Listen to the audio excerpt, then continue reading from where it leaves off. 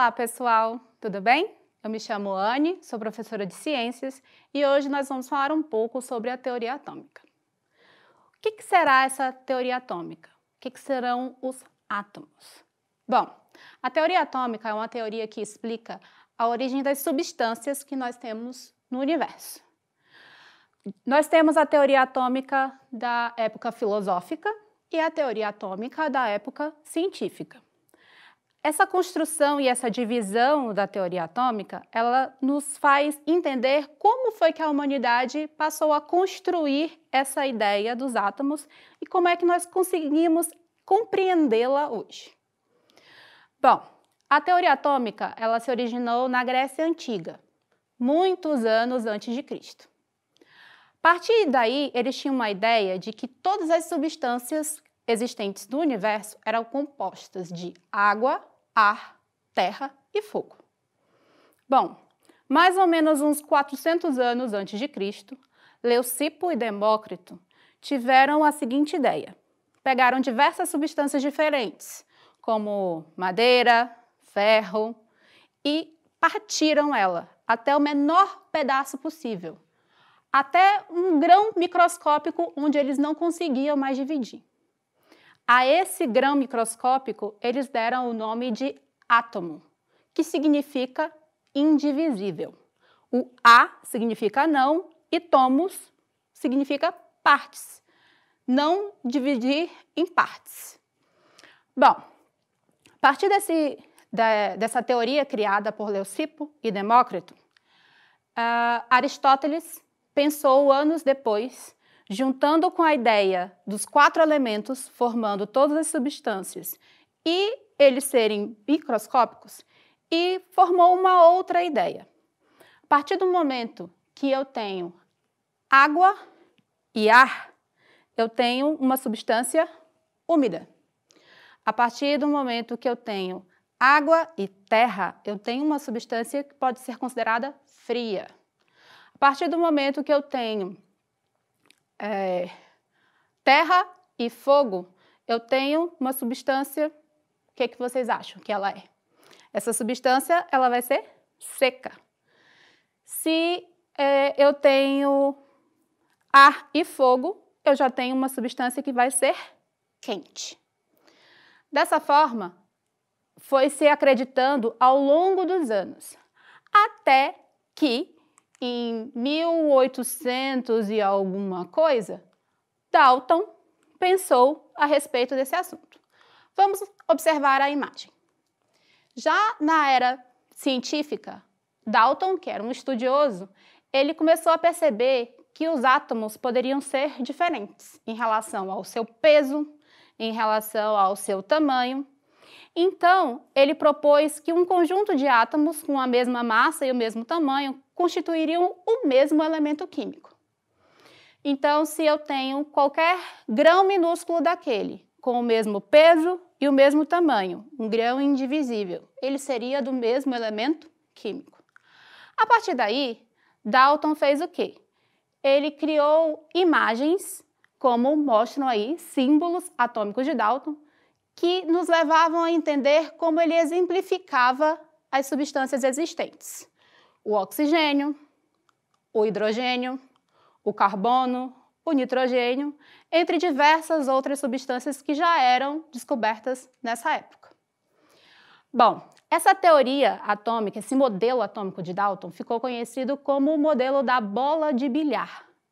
Exatamente porque toda e qualquer substância, para ele, era representada de forma circular e completamente indivisível e maciça. Ou seja, elas eram uma bola maciça onde representava cada substância diferente. Certo? Bom, a partir daí, lá em 1897, Thomson, que já é outro cientista, aprimorou essa teoria atômica de Dalton e fez uma teoria atômica que é muito conhecida como a teoria do pudim de passas. Será que vocês já comeram um pudim de passas? Eu não. Mas, na época do Thomson, era uma sobremesa, vamos dizer, comum. E ela era uma torta circular, um pudim, cheio de passas em cima. E aí ele disse que os átomos eram o quê? Esse pudim cheio de uma carga elétrica positiva e as passas que estavam em cima eram as cargas elétricas negativas que faziam parte do átomo. E que o átomo tinha o mesmo número de cargas elétricas positivas e negativas. E assim ele era uma molécula neutra. Bom, depois dessa ideia aí do Thomson, a partir de alguns anos, Rutherford deu uma outra aprimorada, veio um outro entendimento. Com a evolução da ciência, com a evolução da tecnologia, eles conseguiram aprimorar essa imagem que nós temos do átomo.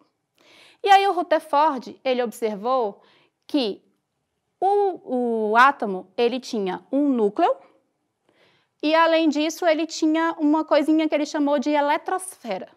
Essa eletrosfera, ela parece um pouco com o nosso sistema solar, onde no núcleo é como se fosse o Sol e os elétrons é como se fossem os planetas girando ao redor desse Sol.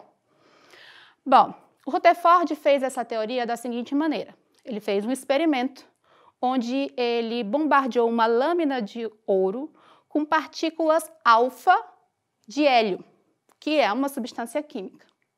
A partir do momento que ele bombardeou a lâmina de ouro com essa partícula de hélio, alguns pedaços da partícula de hélio passaram e outros ficaram fixos.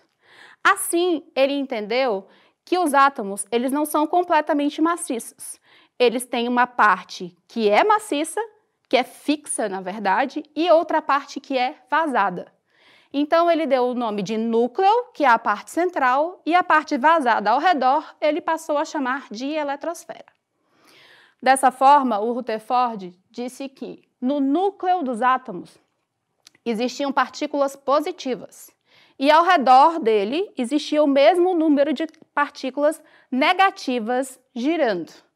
E assim ele tinha uma carga neutra, desconhecida, uma carga parada, vamos dizer assim.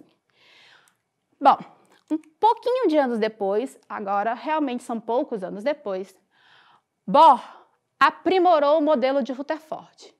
E aí o que ele fez? Com base nos experimentos do Rutherford, ele realizou a queima desses elementos. De que maneira? Vamos observar a seguinte imagem. Ao queimar diversos elementos químicos, o Bohr percebeu que eles emitiam uma luz de cor diferente. A cada uma dessa luz, ele foi agrupando os elementos químicos que emitiam essa mesma cor. E assim ele classificou que os elementos químicos tinham vários níveis na eletrosfera e que eles, ao absorver energia, eles dão saltos diferentes e vão formando essas outras cores ao serem queimados. Assim, nós temos o núcleo cheio de elétrons. Ele também classificou que essa carga neutra é chamada de nêutrons e, desculpa, o núcleo cheio de prótons. Eu errei. Bom, mas os elétrons estão girando ao redor do núcleo do átomo, em diversos níveis de camada. E assim, enquanto eles vão girando, eles não mudam de camadas, mas eu tenho um número fixo de elétrons em cada camada que gira ao redor do núcleo dos átomos. Vocês já viram uma tabela periódica? Em uma das nossas próximas aulas, nós vamos observar ela melhor, para vocês entenderem o que são essas camadas e como elas são distribuídas nos elementos químicos. Bom, mas ao observar essas quantidades de energia, o Bohr aprimorou o modelo atômico de Rutherford. E aí ele nos disse que os elétrons possuem um limite de eletrosfera. Eles têm uma que é mais próxima, uma camada mais próxima, que é a camada K. A próxima camada é a camada L, a próxima a M, a N, a O, a P e a Q. São 7 camadas eletrônicas, onde os nossos elétrons estão distribuídos. E eles ficam em um movimento contínuo o tempo inteiro ao redor do núcleo do átomo. Bom, além disso, nós temos agora uma representação esquemática de como é que funciona o átomo. Observem a imagem da distribuição eletrônica, onde nós temos um átomo com 26 prótons e 26 elétrons distribuídos em suas camadas. Nem todos os átomos vão possuir o número máximo de camadas, vai depender da quantidade de elétrons que ele possui. Assim, um átomo de 26 elétrons, ele vai somente até a camada N, porque na camada K cabem somente 2 elétrons. Na camada L cabem 8. Na camada M, 18. Na N, 32. Na O também cabem 32. Na P cabem 18 elétrons e na Q, 2. Dessa forma, um átomo com 26 elétrons, ao ser distribuído, ele só vai ter até a camada N. Bom, nessa imagem esquemática, eles estão parados, mas imaginem que o tempo inteiro eles estão girando ao redor do núcleo. Vamos exercitar um pouco? Bom, o que afirma a teoria atômico-molecular? Vamos pensar? A teoria atômico-molecular afirma que todas as substâncias da Terra são formadas por pequenas partículas chamadas de quê? Átomos.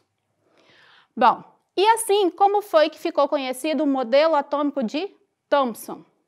Nós falamos do modelo atômico da bola de bilhar, nós falamos do modelo do quê? Vamos lembrar?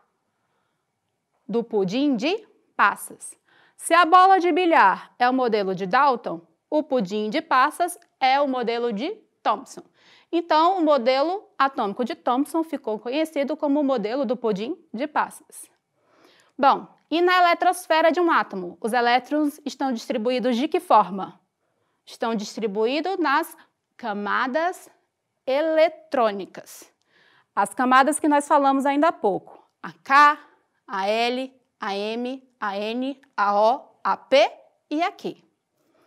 Então, pessoal, hoje esse foi um resumo sobre os modelos atômicos existentes. Hoje nós temos diversas formas de entender como é o nosso átomo, mas o modelo atômico de Rutherford-Bohr é o modelo mais utilizado hoje para a compreensão daquilo que é um átomo. Espero que vocês tenham gostado. Até mais!